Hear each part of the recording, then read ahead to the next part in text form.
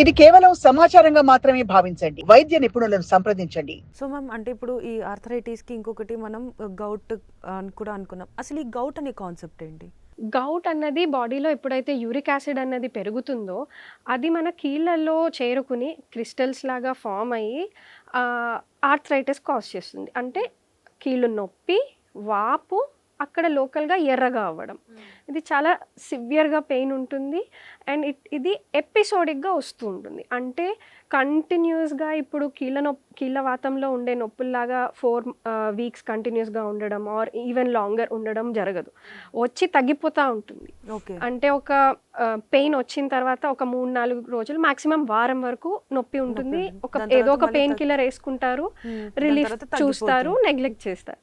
కాకపోతే అలా ఎపిసోడిక్గా ఇప్పుడు తగ్గిపోతే మళ్ళీ కొన్ని నెలల తర్వాత లేదా కొన్ని సంవత్సరాల తర్వాత మళ్ళీ వస్తుంది. పోను ఈ ఫ్రీక్వెన్సీ పెరుగుతూ ఉంటుంది. అంటే ఒక ఎపిసోడ్కి సెకండ్ ఎపిసోడ్కి ఉన్న గ్యాప్ తగ్గిపోతూ ఉంటుంది. సంవత్సరంలో 2 సార్లు వచ్చే ఎపిసోడ్స్ సంవత్సరంలో 6 సార్లు 12 సార్లు కూడా అవ్వచ్చు ట్రీట్మెంట్ తీసుకోకపోతే. సో దీనికి కారణాలు కొన్ని చాలా తక్కువగా జెనెటిక్గా కూడా ఉండొచ్చు. అంటే ఎంజైమ్ డెఫిషియన్సీస్ వల్ల కూడా గౌట్ రావచ్చు. ఫ్యామిలీస్లో చూస్తూ ఉంటాం. కిడ్నీ స్టోన్స్ కూడా ఉంటాయి వాళ్ళకి. అది కాకుండా లైఫ్ స్టైల్, జీవన శైలిలో మార్పుల వల్ల కూడా యూరిక్ యాసిడ్ అనేది పెరిగిపోతుంది. ఒకటి ప్రైమ్గా alcohol.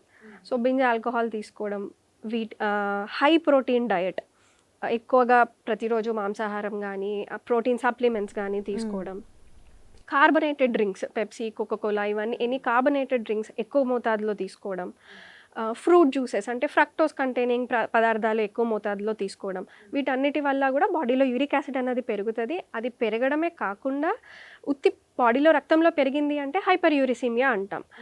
That is not equal to gout. దానివల్ల ఆ యూరిక్ యాసిడ్ అనేది జాయింట్లో చేరుకుని అక్కడ ఇన్ఫ్లమేషన్ కాజ్ చేసినాక దాన్ని గౌట్ అంటారు, గౌటీ ఆర్థరైటిస్ అంటాం.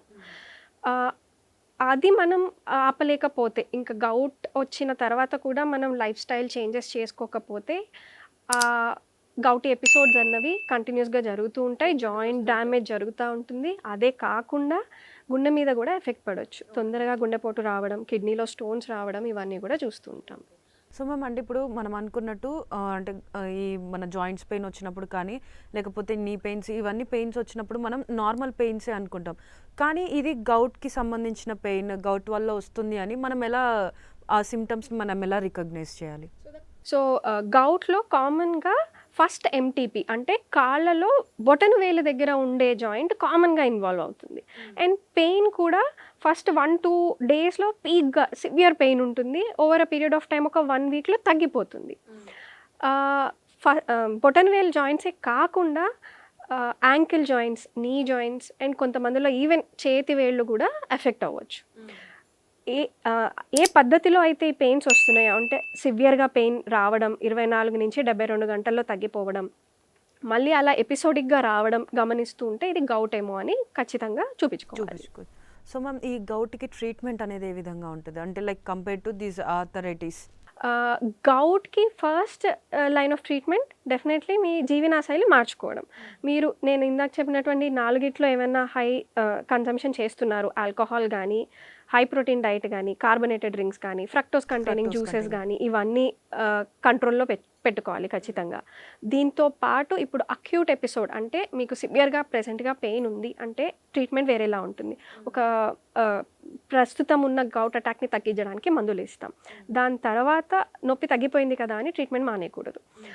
మళ్ళీ second attack or further attacks prevent చేయడానికి ట్రీట్మెంట్ అనేది ఖచ్చితంగా కంటిన్యూ చేయాల్సి వస్తుంది. సో ఈ ట్రీట్మెంట్ అనేది అంటే లైక్ కోర్స్ అంటే లైక్ 3 months కోర్సా, 6 months కోర్స్ అట్లా ఏమైనా ఉంటుందా? ఖచ్చితంగా ఇంత వ్యవధి అని అయితే చెప్పడానికి ఉండదు. పేషెంట్ రెస్పాన్స్ బట్టి ఉంటుంది. ఆ ఫ్రీక్వెన్సీ ఆఫ్ అటాక్స్ అన్నది తగ్గాలి. మళ్ళీ సెకండ్ ఆర్ ఫర్దర్ ఎపిసోడ్స్ రాకూడదు. And patient almost 1 year without attacks ఉన్నారు అంటే అప్పుడు మనం కొన్ని మందులు తగ్గించి చూస్తాం. సాక్షి టీవీ ప్రసారాలను నిలిపివేయడం చట్టరీత్యా నేరం. సాక్షి టీవీ ప్రసారాల కోసం మీ స్థానిక కేబుల్ ఆపరేటర్ని వెంటనే సంప్రదించండి. డిటిహెచ్లో, ఇంటర్నెట్లో కూడా సాక్షి టీవీ ప్రసారాలను వీక్షించవచ్చు.